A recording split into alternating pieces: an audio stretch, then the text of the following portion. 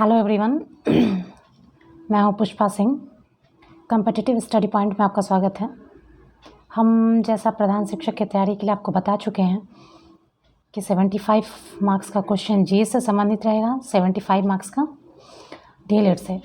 तो हम लोग जीएस शुरू कर चुके हैं, लेकिन डीएलएड का जो हम लोग का पहला पोर्शन यानी कि इकाई 1 है, वो आपको सिलेबस हम बता चुके हैं। तो आज हम लोग डीएलएड के बारे में शुरू करने जा रहे हैं। डीएलएड का पहला टॉपिक था बच्चे तथा बचपन। इकाई का पहला टॉपिक था बच्चे तथा बचपन, है ना।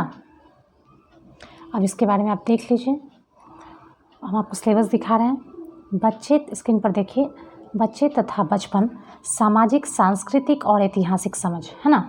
अब इसके बारे में चूँकि ये आपको आज का जो हमारा पूरा क्लास रहेगा वो इसी पर संबंधित रहेगा। वीडियो बड़ा हो जाएगा, इसीलिए इसको दो पार्ट में करके बनाऊंगी, पहला और दूसरा पार्ट। तो अभी मैं पहला पार्ट लोड कर दूंगी, फिर कुछ देर बाद या फिर शाम में मैं सेकंड पार्ट भी लोड कर दूंगी। तो आज का हमारा टॉपिक है अकॉर्डिंग टू सिलेबस और प्रधान शिक्षक, बच्चे तथा बचपन, सामाजिक, सांस्कृतिक तथा ऐतिहासिक समझ। तो चलिए देखते हैं आज का हम लोग का क्लास। तो जैसा कि आपको स्क्रीन पे दिख रहा है, इकाई 1 में, इकाई 1 है हमारा बचपन तथा समाजीकरण, है ना। जो कि टॉपिक का डीएलएड का टॉपिक ही आप देखे हैं, इकाई 1 में है बच्चे तथा बचपन, सामाजिक, सांस्कृतिक और ऐतिहासिक समझ। अब पूरा इसी पर संबंधित रहेगा। अब इसमें हम लोग देखते हैं क्या है। इसको पहले पॉइंट वाइज में देख लेते हैं कि क्या क्या पॉइंट इसमें हम लोग डील करेंगे। पहला परिचय देखेंगे कि आखिर क्या है, क्या योगदान है सामाजिक, सांस्कृतिक, ऐतिहासिक समझ का बच्चे और बचपन से संबंधित, तो इसके बारे में देखेंगे। फिर उद्देश्य क्या है इसका, जो हम लोग को जानना है, इसका उद्देश्य क्या है, पूर्व अनुभव क्या है, सामाजिक सांस्कृतिक अवधारणा, ऐतिहासिक समझ, सब पॉइंट वाइज हम लोग देखे डील करेंगे। ऐसा यहाँ आपको दिख रहा है। चलिए शुरू करते हैं। परिचय में स्क्रीन में आपको दिख रहा होगा, इसलिए ज़्यादा आसान भी होगा। प्रस्तुत इकाई का अध्ययन हमें यह जानने एवं समझने में मदद करती है कि किस प्रकार बच्चे बचपन एवं समाजीकरण की मूल संकल्पना समय तथा स्थान के अनुसार निरंतर विकसित होती है।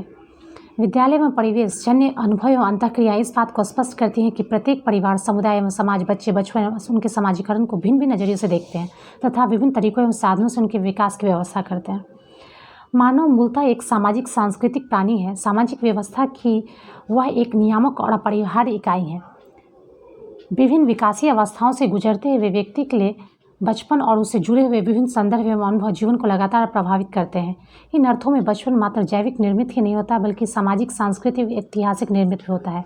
इस दिशा में प्रस्तुत इकाई जो हमारा है, तो आप देख रहे हैं कि किस प्रकार से कोई भी बच्चा जब जन्म लेता है तो जन्म के साथ ही वह क्या होता है, एक परिवेश में, एक समाज में जन्म लेता है। उसके माता पिता, उसके चाचा चाची, उसके दादा दादी, उसके नाना नानी, उसके पड़ोसी का व्यवहार उसको किस प्रकार प्रभावित करता है, वह कुल मिलाकर उस बच्चे की शिक्षा, रहन सहन, खान पान, इन सभी को प्रभावित करता है। या एक तरह से ये कहें कि बच्चे का जो सामाजिक जीवन है, सांस्कृतिक जीवन है और उसका जो प्राचीन इतिहास है उसके परिवार का, ये सब उसको निर्भर करता है कि उसको किस प्रकार प्रभावित करता है।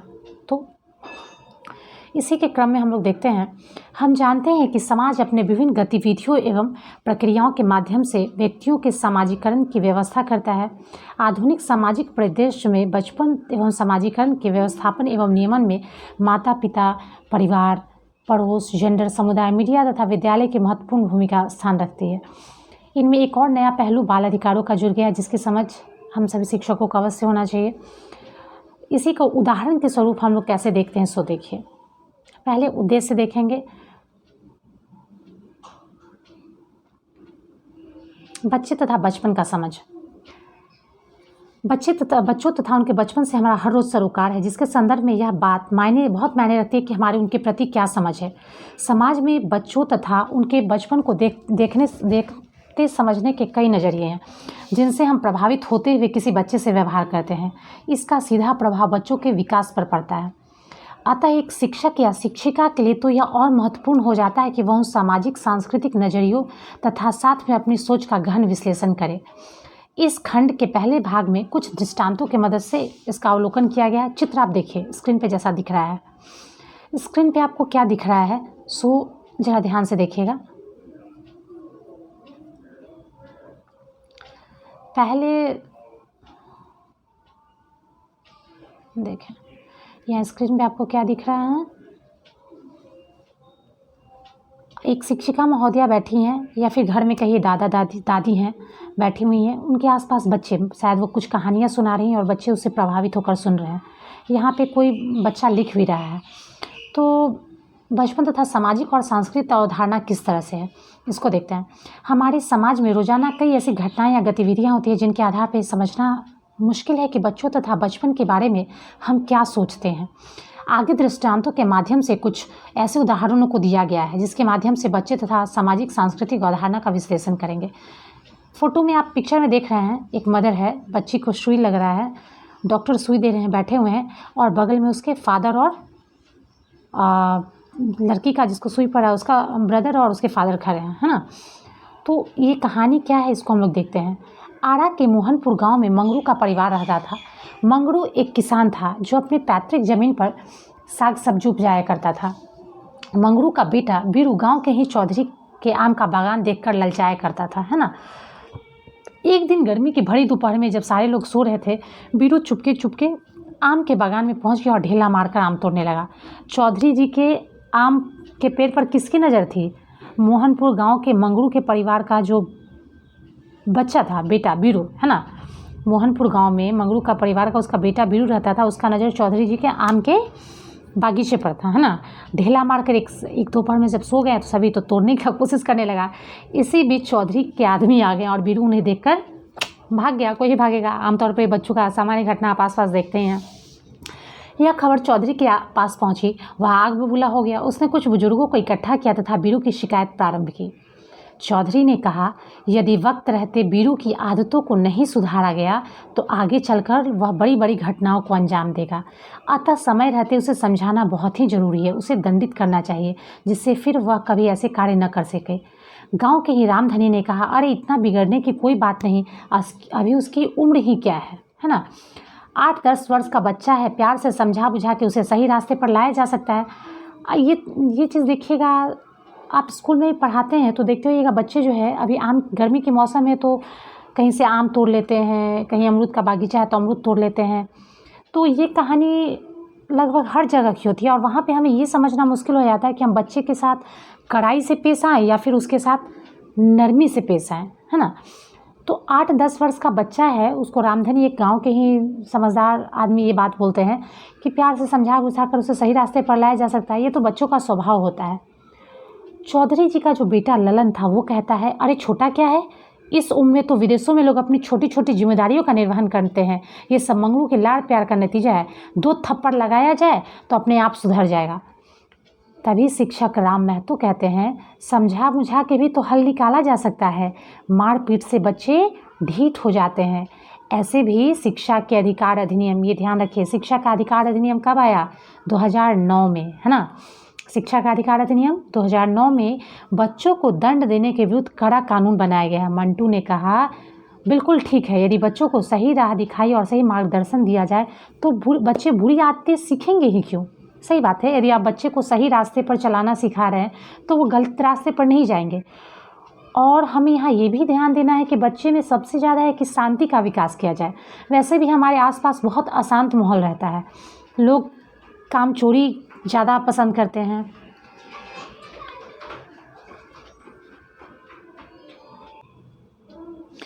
हाँ, तो यही बात है कि बच्चों को सही राह दिखाया तो मार्गदर्शन में बच्चे बुरी आदतें सीखेंगे ही नहीं।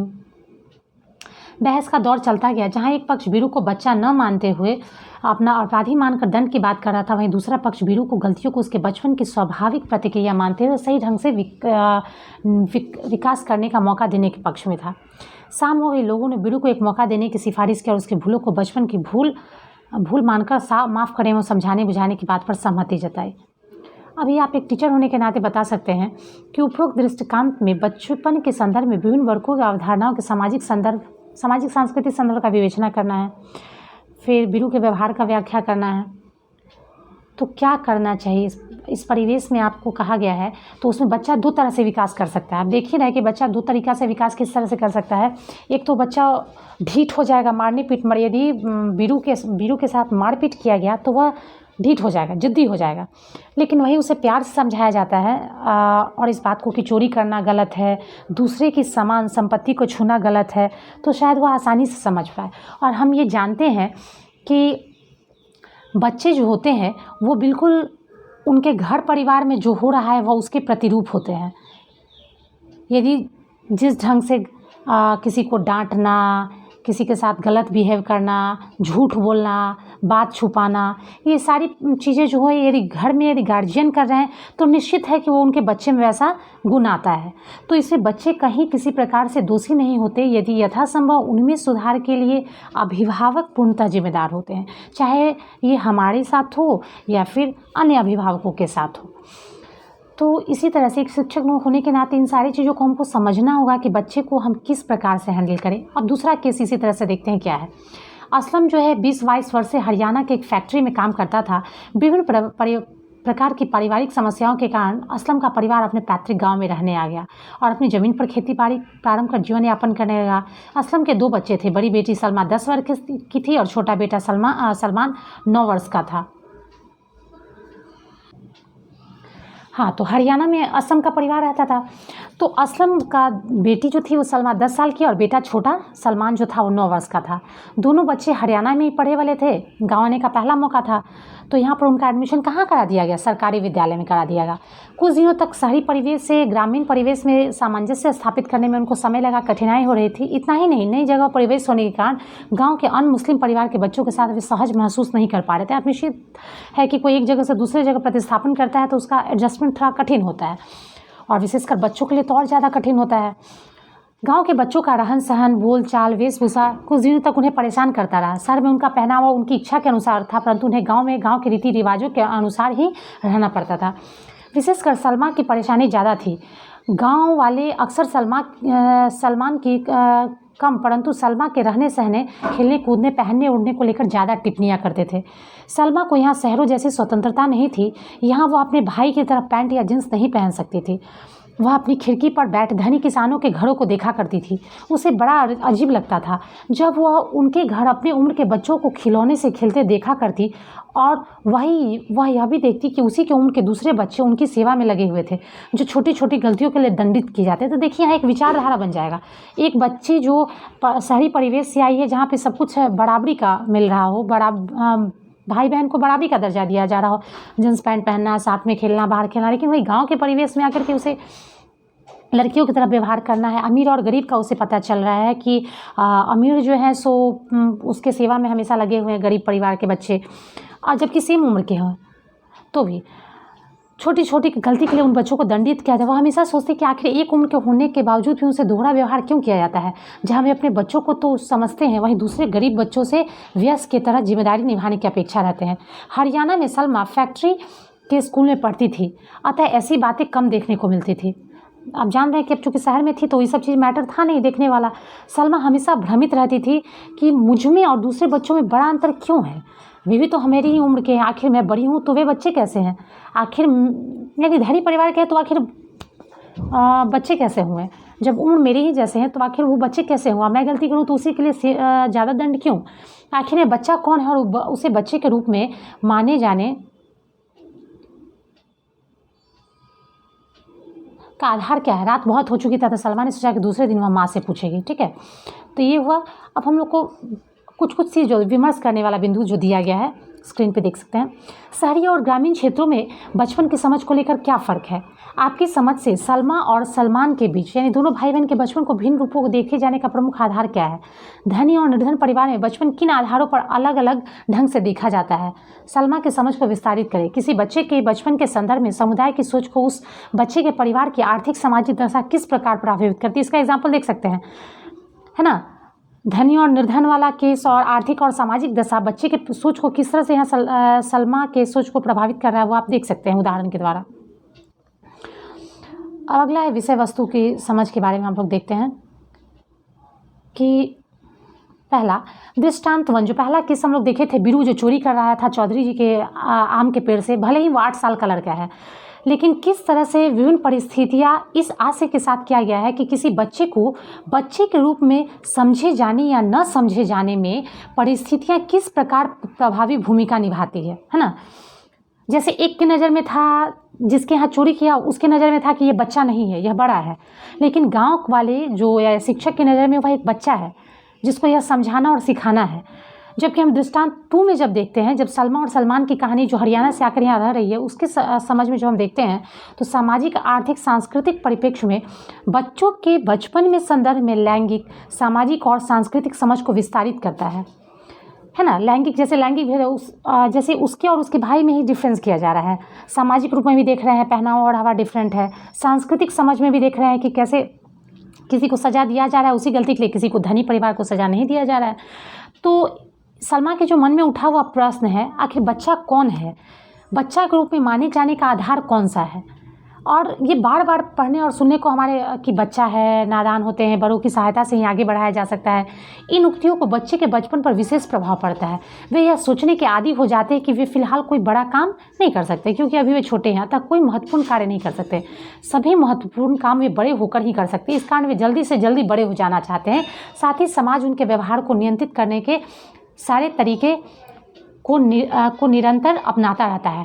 दंड एवं मानसिक डर के माहौल को इस प्रकार बनाया जाता है जिससे हर बच्चा अपने मौलिक स्वभाव को त्याग कर, अब देखिए यहाँ बच्चा क्या करता है, अपना मौलिक स्वभाव को त्याग करता है ना, अपने मौलिक स्वभाव को त्याग कर सामाजिक व्यवहार को जल्द से जल्द अपना ले, क्योंकि समाज उसको कहता है तुम ऐसा ऐसा ऐसा, तो अपना जो उसका मौलिक गुण है, मौलिक स्वभाव, उसको छोड़ने लगता है। समुदाय में बच्चे के ऊपर कई सवाल के प्रकार के दबाव होते हैं, जैसे बड़े होकर क्या बनोगे, है ना, बड़े होकर क्या बनोगे, ऐसे प्रश्न घर आने वाले अतिथि बार बार उनसे पूछते हैं, या फिर कहीं ना कहीं परिवार की कई माध्यमों से यह घोषणा करने लगते हैं कि अच्छा मेरा बेटा डॉक्टर बनेगा, इंजीनियर बनेगा, ये वकील बनेगा, है ना। इस तरह से ये घोषणा शुरू कर देते हैं परिवार वाले ही, माध्यमों से यह घोषणा करने लगते हैं कि उसके बच्चे आगे क्या बनेंगे। इस प्रकार वयस्क बनने की तैयारी का आगाज हो जाता है कि बच्चा हो, बड़ा हो के ये करेगा, और वयस्क बनने से बहुत पहले ही बच्चे अपने बचपन से कट जाते हैं, उनका बचपना खत्म हो जाता है। लेकिन ऐसा नहीं है कि समाज में बच्चों की छवि को लेकर केवल नकारात्मक ढंग से ही परिभाषित किया जाता है। यदि देखें तो समाज में बच्चों की छवियों को कई प्रकार से परिभाषित किया जाता है। जैसे हम लोग खुद परिभाषित करने लगते हैं, परिवार के लोग या शिक्षक या आस पड़ोस के लोग ऐसे परिभाषित करेंगे, जैसे वो बच्चा बहुत आज्ञाकारी है, बच्चा बहुत जिज्ञासु है, वो तो बहुत नादान बच्चा है, बहुत भोला भाला है, अरे वो तो बहुत चतुर है, उनका बच्चा बहुत चंचल है, अरे यह बच्चा तो बहुत परिपक्व है, आहा उनका बच्चा तो बहुत नटखट है, वो बच्चा तो हमेशा बातूनी है, बातें बनाते रहता है ना, वो देखो गुमसुम सा रहता है, अरे उसको देखो कितना मिलनसार है, बहुत क्रोधी स्वभाव का है, हंसमुख है, जिद्दी है, ये बच्चा गंभीर है, बहुत साहसी बच्चा है, डरपोक है, नकलची है, मूडी है, तार्किक है, मनमौजी है, इत्यादि इत्यादि। मतलब परिवार, समाज और ये पड़ोसी ये सब चीज़ कहना शुरू कर देते हैं। तो ये बच्चों का जो एक है कि नकारात्मक और सकारात्मक दोनों प्रकार का प्रभाव जो है बच्चों पर पड़ना शुरू हो जाता है। बाल साहित्यों में भी बचपन तथा उनके बचपन को कई प्रकार से प्रस्तुत किया जाता है, जैसे उनके सामाजिक और सांस्कृतिक चिंतन को दर्शाता है। अब इससे हम इस पाठ्यक्रम जो हम लोग पढ़ रहे हैं, इसमें आगे कई से साहित्यिक रचनाओं से अवगत होंगे, उनका अध्ययन करेंगे, जिससे बच्चों से संबंधित कई प्रकार के। तो हम लोग देखते हैं, इसमें कोई दो राय नहीं कि बच्चा स्वयं में एक महत्वपूर्ण सामाजिक सांस्कृतिक इकाई है। हर सामाजिक सांस्कृतिक परिप्रेक्ष्य में बच्चे में बचपन को अलग अलग नज़रिए से देखा जाता है ना। हर जाति व धर्म व परंपरा में बच्चे तथा बचपन की समझ अलग अलग होती है। जाति, धर्म, आर्थिक व सामाजिक दशा आदि बच्चे व बचपन को देखने के हमारे नज़रिए को प्रभावित करते हैं। समाज में परोक्ष एवं प्रत्यक्ष दोनों तरीके से बच्चों को जातीय संस्कारों एवं सामाजिक संबंधों को सिखाया जाता है। किसके साथ बैठना है, किसके साथ खेलना है, किसके साथ खाना खाना है, ये सारी बातें सिखाई जाती है। इससे स्पष्ट होता है कि समाज बच्चों को एक ऐसी उपयुक्त इकाई के तौर पर भी देखता है जिन्हें सामाजिक सांस्कृतिक मान्यताओं को सीखना, विश्वों को समझा। चैप्टर का नाम ही है हमारा कैसे सामाजिक सांस्कृतिक ऐतिहासिक तो हम लोग जान रहे हैं कि समाज में उठना बैठना, खाना पीना, चलना पढ़ना, ये सारी चीज़ों को सिखाया जाता है, किससे बात करना है नहीं करना है। तो हम ये देख सकते हैं कि जहाँ एक और अभिजात वर्गों में बच्चों की लालन पालन और सुरक्षा की अलग अवधारणा है, वहीं सुविधा वाले वर्ग का एक अलग अवधारणा रहता है अपना, कि हमको बच्चे का लालन पालन किस ढंग से करना है, उसका सुरक्षा किस तरह से देखना है। लेकिन जो सुविधा विहीन वर्ग है ना, अभिवंचित वर्ग है, उसका लालन पालन का तरीका अलग होता है। उदाहरण के तौर पर वैश्वीकरण के इस दौर में बच्चे के लालन पोषण के लिए क्रेच का इस्तेमाल किया जाता है, क्योंकि माता पिता दोनों बाहर काम करते हैं। अन्य विकल्प के तौर पर क्रेच कहने का मतलब जिनके दोनों माता पिता बाहर काम कर रहे हैं, तो पालने के लिए पालना घर एक तरह से कहते हैं, जहाँ बच्चा रहता है। माँ बाप पके स्थान पर बड़े या भाई बहन अपने छोटे या भाई बहन की देख रेख में रहते हैं, है ना। गांव में तो कभी कभी माता पिता बच्चों को अपने साथ खेतों पर ले जाते हैं, धीरे धीरे अपने साथ काम पर भी ले जाना शुरू कर देते हैं। इस माहौल में बच्चे समर्पण के भाव या जाति व्यवहार को सीखते हैं एवं सामाजिक अंतर संबंधों की समझ भी विकसित करते हैं। गांव जहां शहर में बच्चा माँ बाप से दूर रह रहा है, कोई पालना घर में है, क्रेच में जिसको कह रहे हैं, क्रेच में रह रहा है, जबकि गाँव में जो काम करने वाले मजदूर है, किसान है, उनके बच्चे वो अपने बच्चों को वहाँ पर ले जा रहे हैं काम करने के लिए। काम करने के साथ साथ पहले पालने के लिए ले जाते हैं और फिर बाद में उसको अपने साथ काम करने में भी लगाने लग जाता है ना। तो यहाँ पर वो बच्चा है जिसमें एक समर्पण का भाव आता है, जातीय व्यवहार सीखता है ना, सामाजिक अंतर संबंधों का समझ विकसित होता है। तो बच्चों की सामाजिक प्रक्रिया में विभिन्न घटकों का समावेशन होता है। इसके साथ ही ग्रामीण एवं शहरी परिवेश में ही बच्चों के लालन पालन का तरीका अलग होता है, जिसका प्रभाव बच्चों के व्यवहारों से परिलक्षित होता है। शहर और ग्रामीण बच्चों के प्रति समाज में रूढ़िवादी विचारधारणाएं भी होती है। जैसे शहरी बच्चों को स्मार्ट, बुद्धिमान आदि संज्ञाएं दी जाती है, वहीं गाँव के बच्चों को दब्बू या कमज़ोर मानने की अवधारणा है। ऐसी धारणाओं के पीछे अब उसके मेंटल लेवल पर क्या इफ़ेक्ट करता है, ये भी आपको विद्यालय में देखना हो कि बच्चा किस प्रकार के माहौल से आ रहा है। पीछे असमानता, वंचना एवं वर्गीय वर्चस्व को स्थापित करने वाली सामाजिक धारणाएं, जो अपना पहला हमला समाज के बच्चों तथा उनके बचपन पर करती है ना। समाज के लोग जो है सबसे पहला हमला किस पे करते हैं? बच्चों पर करते हैं, बचपन पे करते हैं। इसके बारे में हम अगले सत्र में, अगला इकाई में देखेंगे। आज के समय में बचपन पढ़ने वाले विभिन्न सामाजिक दबावों का भी समझना जरूरी है। पढ़ाई लिखाई से लेकर भोजन करने तथा कपड़ा पहनने तक वे बच्चे कई प्रकार के दबावों एवं प्रतिबंधों को झेलते हैं, जिनसे बच्चों के प्रति समाज के नजरिए के वास्तविक चरित्र को समझना मुश्किल ही नहीं है। चाहे ये दबाव विद्यालय के हो, परिवार के, इससे बच्चों के जीवन में ऐसे अवसर लगातार कम होते जा रहे हैं जब वे आज़ादी से अपनी पसंद का काम कर सके। साथ ही स्कूल की पुस्तकें बच्चों पर मानसिक बोझ डालती है। यदि देखा जाए तो वर्तमान सामाजिक सांस्कृतिक परिदृश्य में बच्चों से वे सारे पल छीन लिए जा रहे हैं जो स्वयं को बच्चा समझ सके। समाज बचपन के प्रति हतोत्साहित करने का मौका नहीं छोड़ता है। यह स्पष्ट है कि बच्चों का बचपन व्यक्ति विशेष के सामाजिक सांस्कृतिक परिप्रेक्ष्यों के अनुरूप विशिष्ट होता है। अलग अलग समाज व संस्कृतियों के बारे में बच्चों को विभिन्न रूपों में समझा जाता है। बच्चों व बचपन के बारे में हमारे समाज में कई अवधारणाएं हैं जो बच्चे के प्रति हमारे व्यवहार को निर्मित करते हैं। बचपन सिर्फ विभिन्न प्रभावों तक ही सीमित नहीं रहता, बल्कि स्वयं भी समाज को प्रभावित करते हैं, क्योंकि वही बच्चा बड़ा होकर के तो हमारे समाज का हिस्सा बनता है ना। बचपन का अनुभव ही उसको सक्रिय अनुभव है जो कि अंतःक्रिया का बनाता है, और बाद में वही बच्चा या तो झूठा निकले, या तो बेईमान निकले, या तो दूसरे को लूटने वाला निकले, या ईमानदार निकले, दूसरों की मदद करने वाला निकले, समाज का हित करने वाला निकले, है ना, या फिर समाज में अपना नाम रोशन करने वाला निकले। वो उसके बचपन का क्रिया या अंतःक्रिया ही उसके भविष्य का निर्माण करता है। और जहाँ तक हम देखते हैं आज समाज में जो भी चाहे वो किसी तरह का व्यभिचार हो, किसी तरह की हिंसा हो, किसी तरह का झूठ पाँच हो, किसी तरह का अलगाव हो, वो कहीं ना कहीं हमारे ही सिखाए गए, जैसे आज हम गुरु हैं, हम शिक्षक हैं, तो उसी तरह से हमारे सिखाए गए शिक्षक ही या उनके माता पिता ही कहीं ना कहीं इस चीज़ का निर्माण करते हैं, उसके सामाजिक पहलुओं का निर्माण करते हैं। यदि बच्चे में गड़बड़ी है या हम अपने समाज में इस तरह की घटनाओं से हमारा सामना होता है, तो हमें यह समझना होगा कि इसके जिम्मेदार हम खुद हैं, क्योंकि समाज कभी अकेले नहीं बनता है। समाज को बनाने वाले हम सभी होते हैं, चाहे वो बच्चा हो, अभिभावक हो, या फिर शिक्षक हो, या हमारे आसपास के लोग हैं। तो इसमें किसी एक को दोषी मानना गलत होगा। तब तक के लिए धन्यवाद। हम लोग अगले चैप्टर में फिर बच्चे तथा बचपन, ऐतिहासिक और सांस्कृतिक समझ को देखते हैं। धन्यवाद, थैंक यू। लाइक करें competitive study point by Pushpa Singh. हो गया।